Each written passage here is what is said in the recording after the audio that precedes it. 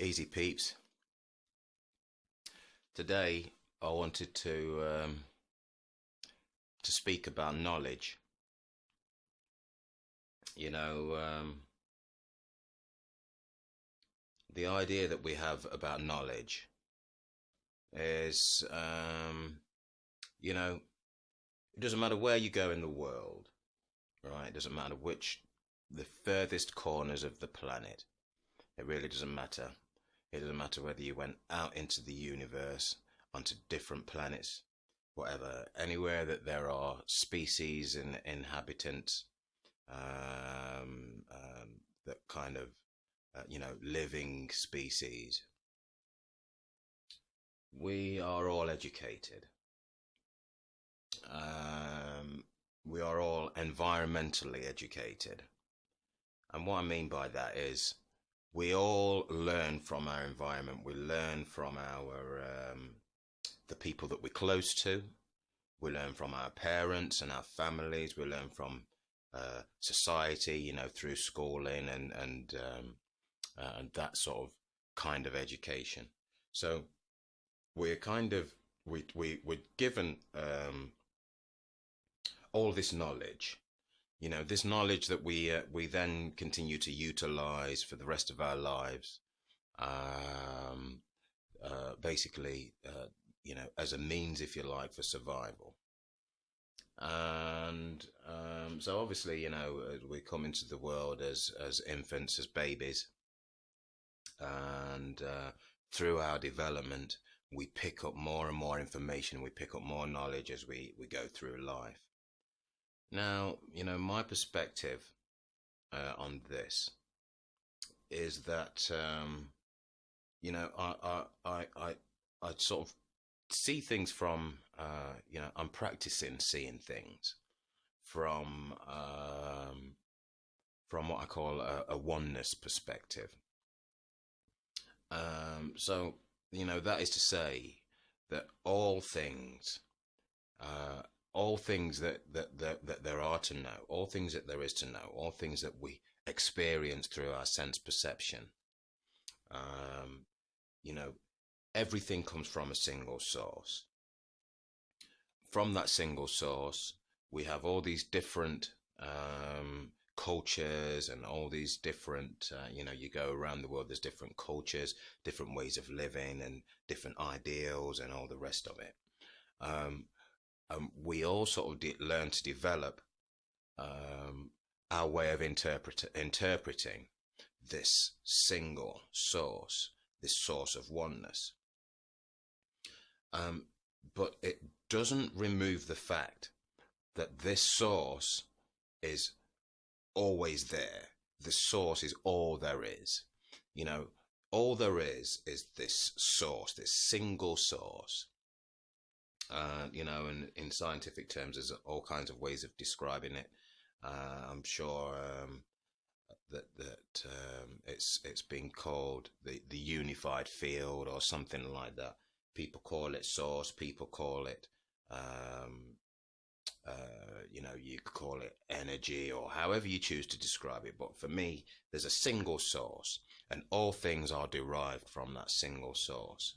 All things then take on their own interpretations, their own meanings, and we have our own individual perceptions of the way that we perceive things, the way that we see things through our own sort of senses, the way that we record information, which is influenced by our education, our environmental education. But it doesn't remove the fact that there is this single source. Now, for me, when we all become aware of this single source and we begin to live our lives from this single source and this sort of single point of awareness, for me, this is true unity. This is true peace. We often find that we can find peace and unity at times of turmoil and disaster and all this kind of stuff. Whenever you see some natural disaster, for example, or man-made sort of disasters, if you like, that we might call acts of terror or whatever. What you often find is that we sort of find a way of uniting, for what might be perceived as a greater cause, and that cause is often suffering of certain people, of certain individuals, of certain groups of individuals or whatever. So we kind of sympathize with their experience, and we find a sort of a strength and a unity to some extent. Obviously, there are there's likely to be elements of people that don't sympathize and that don't sort of share this experience, but more often than not, we see people suffering, and to some extent we feel affected by it, and so this sort of creates a sense of unity. But the way that I see it is that this unity is like a materialistic sort of unity. So it's dependent on our feelings and the way that we sense things. True unity is to know that our true essence and who we really are. Know our spiritual, have a more spiritual understanding of ourselves, and the fact that we are all spiritual beings experiencing a human reality kind of thing. So this source, all knowledge and all information comes from this source, and as I say, we all have our own way of interpreting it. The point that I'm sort of getting to here is that if I can speak about a lot of things now. I can have a conversation with somebody or with people, and I can say many things that, because we have our educated mind. I refer to our conscious minds as being our educated mind. So we take all of this information on consciously. We're educated through our conscious awareness, and the mind, some of you may be aware, some of you may already have this understanding. The mind is, we have sort of two levels of the mind. I'll rephrase that. There are multiple levels of mind. I see the mind personally as being one. Okay. And the mind being one, we all have access to the mind. And from our own sort of individual access to the mind, we have different sort of layers of the mind. So we have our conscious mind, which is our educated mind. We have our subconscious mind, or unconscious mind, however you want to refer to it. And our unconscious mind is basically where all our actions and all our habits are stored, if you like, in our unconscious mind. So whenever we do something on a regular basis, when we do something sort of regularly, we utilize our subconscious mind to bring us the information that we need to act in this sort of habitual way. So everything that we learn, we take information on consciously, and we kind of program our subconscious mind to relay the information back to us, so that we can act in accordance with our sort of subconscious program, if you like. So we are educated in this way through our conscious mind. We receive this information through our conscious mind. We use this information to kind of program ourselves. Now, the thing is with knowledge is, I've been taught a lot of things over the years, throughout my lifetime. And what I come to realize is a lot of the things that I've been taught, if I am to regard the stuff that I've been taught as being truth, then, there's always that potential for somebody to hear anything that I've been taught and anything that I've took on board. Somebody can listen to me and disagree with the things that I say. So what I'm trying to say is my truth isn't forced to be somebody else's truth. And this is what I've come to realize about our conscious awareness. Our conscious awareness is basically dependent on somebody else's idea. Let me put it that way. Somebody else has come up with these ideas, and these ideas have been sort of passed along to us. They call it conceptual thought. So everything is put into concepts, and it is, and we utilize these concepts as our means of action, our means of interaction, and so on. So my truth isn't forced to be somebody else's truth. Somebody else can completely disagree with absolutely everything that I regard as being true. And likewise, I have the potential to disagree with everything that somebody else regards as being true. So what this means to me is that everything that I regard as being truth isn't forced to be truth. Because if it was, then everybody would agree with me. It doesn't matter what language you speak, it doesn't matter what country you're from or what culture or anything like that. If my truth was truth, then everybody would agree with me. So, I come to this perspective that in actual fact, everything that I've learned to understand, all the information that's been given to me, whether I choose to believe in it or not, it's not forced to be truth. I sort of realize that truth is it's the ultimate truth.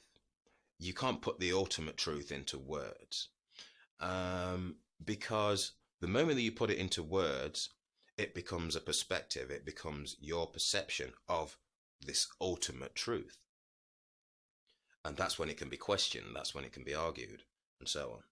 So my truth is not ultimate truth. It's just how I see truth. Okay.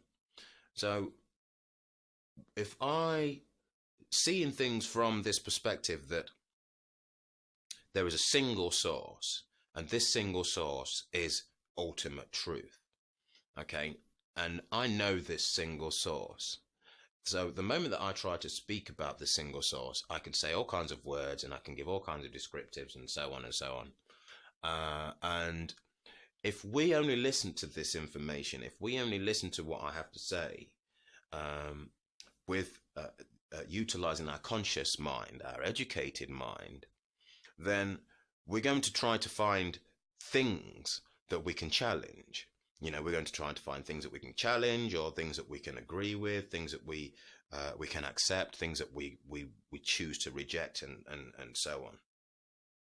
And this is the conscious mind programming. And you've got to understand that the person that gave you that information, that person was also given this information that they share with you, albeit they might add their own sort of interpretations on top of it.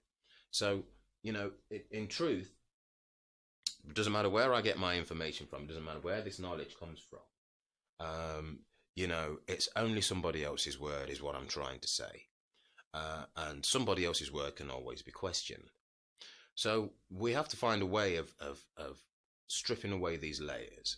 And what I found is that, when you return to the source of all things, the source of all knowledge, the source of all being, the source of all things, when you return to the source and you find truth, ultimate truth, the first thing that you will experience is silence. You become aware of this truth in the form of silence. It's for me, my personal experience is you kind of realize that you are living that truth. You are that truth. You are a representation of that truth. Everything that you speak, everything that you say, everything that you do is a representation of ultimate truth, and this is what I start to experience. This is what I start to see. So if we all came from this perspective of ultimate truth, then it wouldn't matter. In reality, it wouldn't matter what I said, it wouldn't matter what the other person says or any of us say, because we would all know that the underlying sort of content is ultimate truth. So the words in themselves, they don't really mean anything. Words are like guidance towards the ultimate truth.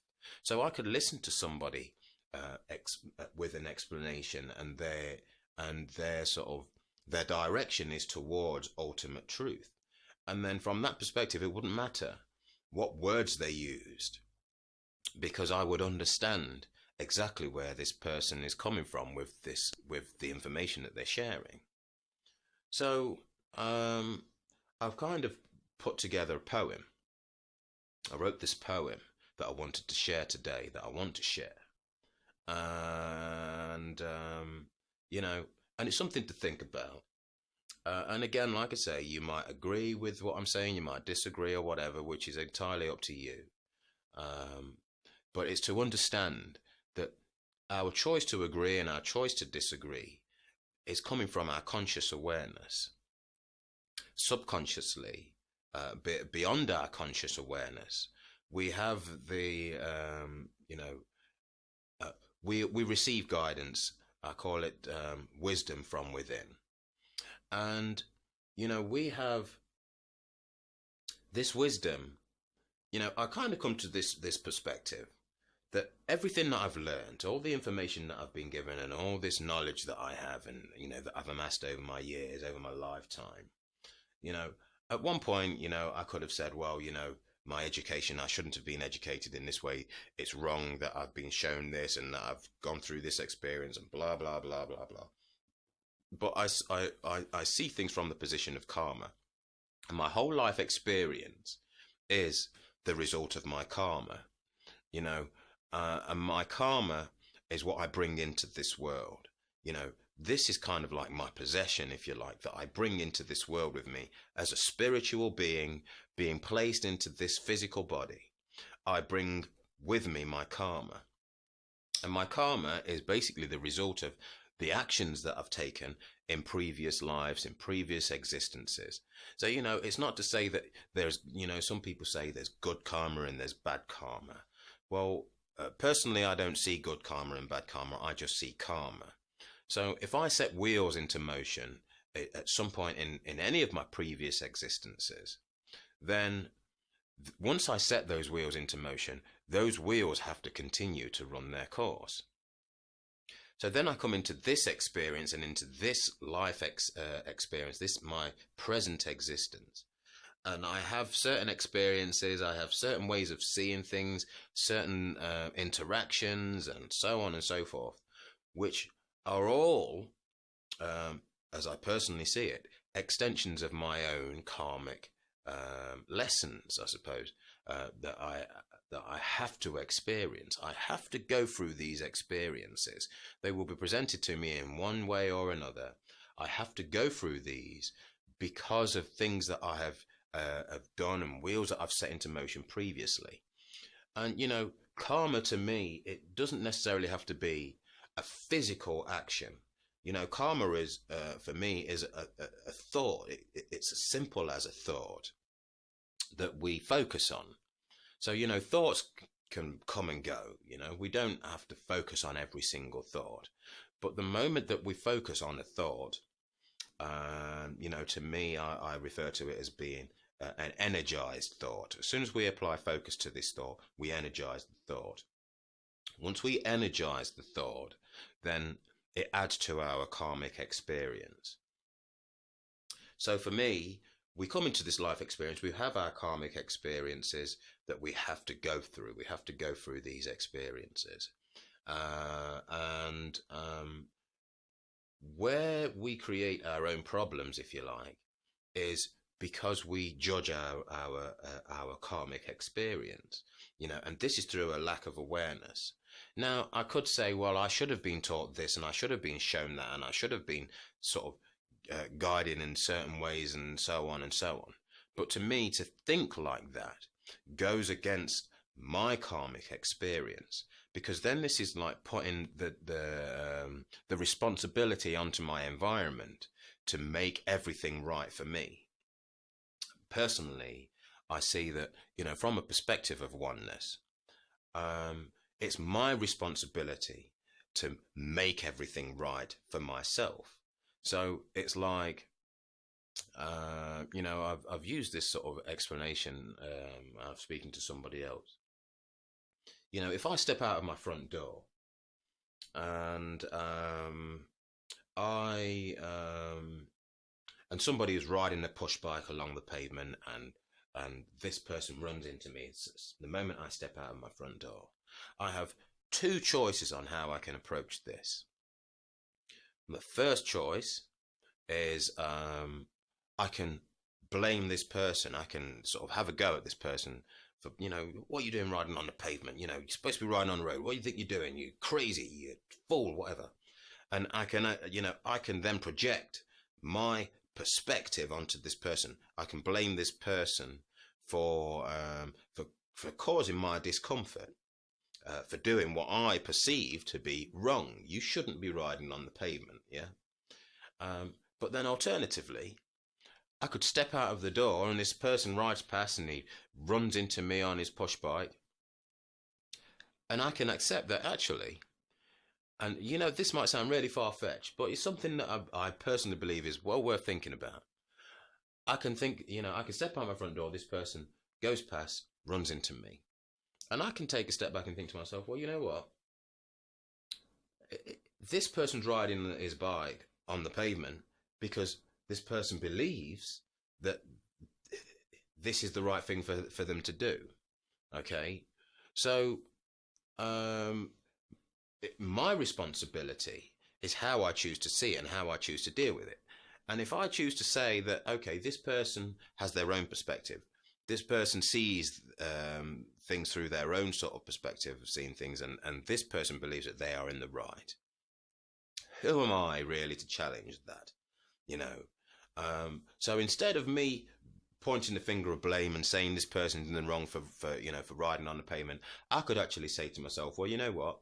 If I didn't step out of my front door at that precise moment, then I wouldn't have had this experience. This person wouldn't have run into me. So, in effect, this is my karma. My karma is my choice to step out of the front door at that precise moment. And because I chose to step out of the front door at that precise moment, I accept this experience. So then the next step is, how am I going to, how do I choose to deal with this experience? How do I choose to respond?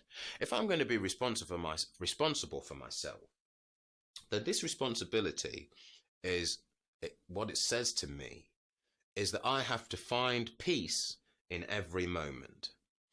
Now, and I'll say this from my own personal life experience. I've not always found it easy to find peace in every moment. Sometimes I catch myself slipping. Sometimes something agitates me or whatever, and I might, find within myself a short temper. And that's what I started to question, is where this short temper comes from. How I can just find it just like that. So what I've started to realize is that, I can, to be responsible for myself is to find peace in every moment. Okay. But it's not peace in the external sense of finding peace. It's not peace in my environment.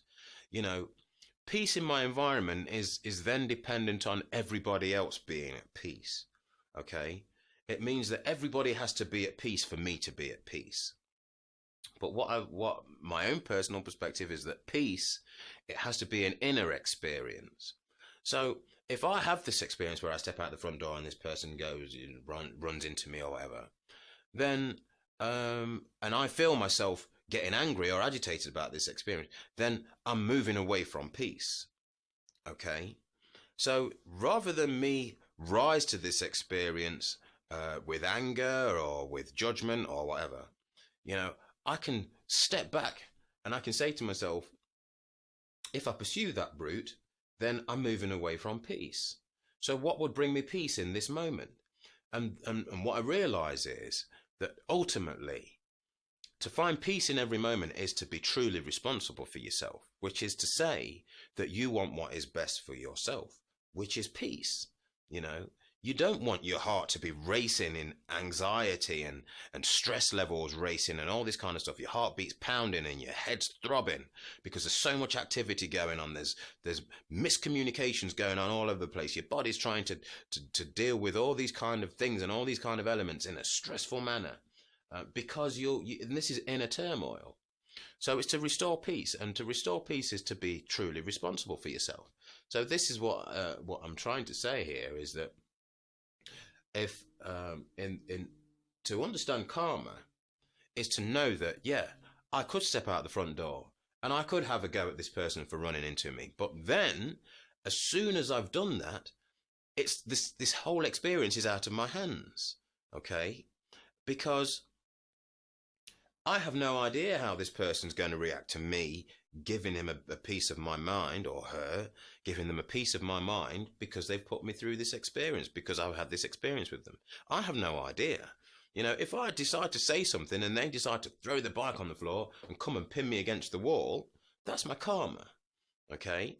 My karma, it begins with how I choose to act, which must begin with how I think, okay? We never act without thought. So the way that I choose to think about the experience is the first level of karma. Then how I focus on that thought then generates my second level of karma. So I can nip this karmic experience in the bud, if you like, by saying to myself, if I didn't step out that front door at that moment, I would have never had that experience. So this is my responsibility. You know, it's, to be blunt, it's my own fault, you know, because I'm responsible for myself. I'm not responsible for everybody else.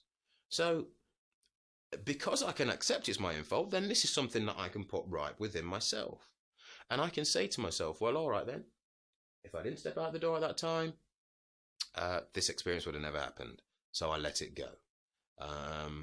And you know, like I said, I know it sounds far-fetched. I know it sounds kind of unreal. But what I'm not trying to say is this is what we should all do. You know, we all act in the moment exactly as we see fit at that time. We can't act any different. You know, I can't decide to step back and say, well, I shouldn't have stepped out the door. You know, if I didn't step out the door, then I can't decide to think like that unless I have planted that seed of thought into my subconscious awareness. You know, my subconscious awareness cannot present me with that experience or that way of acting in that experience unless I give my subconscious awareness that seed in the first place. So, you know, all of our actions are generated from seeds that we plant into our subconscious mind. We receive information consciously. And, you know, what I kind of came to is that the universe, it's, you know, it contains all the wisdom of the universe, if you like. And we all have access to that wisdom, the wisdom of the universe. But the thing is, if, you know, it's important to understand that the wisdom of the universe is universal, which means that regardless of where you're from, regardless of how you've been educated, regardless of what language you speak or whatever, we all still have access to this universal information. You know, we also have access to this universal wisdom, you know, and it comes to us from within ourselves. You know, it doesn't come from books and teachings. It doesn't come from other people and outer experiences. All of these experiences, outer body experiences, I suppose, you know, that come from outside of us. All of these experiences, they offer us guidance. And they offer us information. They offer us our multitude of different languages. You know, I think I read somewhere there's probably about 7,000 different languages or something spoken around the world, something like that. But our outer experiences gives us all of this sort of conscious information. Without this conscious information, we wouldn't have the ability to receive this this universal wisdom in a way that we can understand. So the single source is what brings all things into being, and then from that single source, we we are educated consciously with information from that single source, and if we attach ourselves to that information, that education, we will constantly find reasons to debate, constantly find reasons to challenge other people's opinions and ideas. We will constantly find reasons to be unsettled, uncomfortable, and all of these things that arise from our belief in and our attachment to the information that we hold, that we currently hold in our conscious through our conscious awareness and our conscious education. So to find truth and to find ultimate truth, we have to go beyond this conscious awareness and beyond this conscious education. And this is what the gist of the poem that I'm going to recite to you now. And it's called Elements. There's only one truth to know. Not to say that everything else is lies, but they're all elements of truth. And I could give you proof. But the minute that I give you some, all you'll see are elements. And this is the conundrum. Lies are an element. Wrong is an element. Ugliness, pettiness, deceit are all elements. While I'm dropping knowledge from myself, and that's relevant, let me switch to something that is equally as prevalent. Elements are sensuous, perceived in every moment. Thought, in reality, is truth's only component. But thought is an element. Are you with me so far? Thinking is the element that gets you off your sofa. Action is an element from thought energized. It will be wiser if we focus on our thoughts, but instead we're too consumed by others' actions. Judging other people kind of gives us satisfaction. It's a self-counteraction. While forced action still relies on judgment from authority. One is always judged, jury, and punished. You follow me? This is what I'm thinking while I'm sitting on the fence. And please don't forget that these are all elements. If it's starting to make sense, try not to run with yourself, because assumptions can be bad for your health. So before you start to run with that cycle, free your mind for a minute. To listen well is vital. Get your mind right up in it. Truth is an element. Right is an element. Beauty, generosity, and honesty are elements. Good and bad are elements. Love and hate are elements. Everything is represented by the word elements. When you know the truth that I speak of, then you're on course. Elements are things that are derived from the source. But I'm not delivering knowledge with any force. If you want to think about it, then the choice is yours.